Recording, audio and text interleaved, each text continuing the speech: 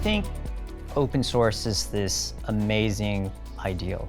And I know a few of the what I would consider true open source creators. They do it 100% for free.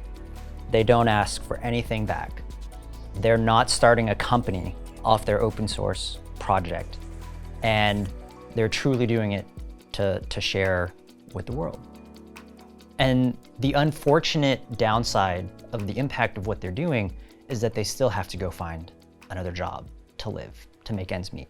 You know, most of them, a lot of people actually do open source just to find another job. And I think the challenge of that is, you know, that doesn't scale, but the knowledge that you're producing, you know, I think in a lot of cases deserves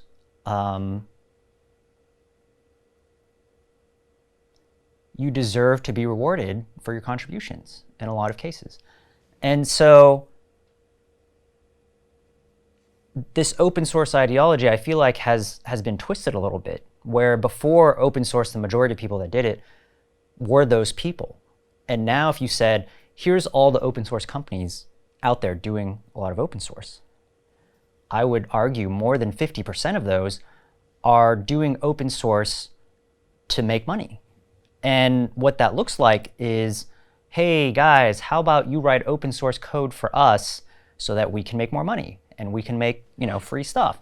And you know, the rub there is like, yeah, man, Amazon just doesn't need me to work for them for free. You know, Google doesn't need me to work for them for free. And I think, you know, the paradigm that we're kind of trying to create here is that you can contribute and own and make that money for yourself. You know, all you need is a distribution channel. All you need is a way to take what you already know and make it easier for people to use and be able to distribute it across the world.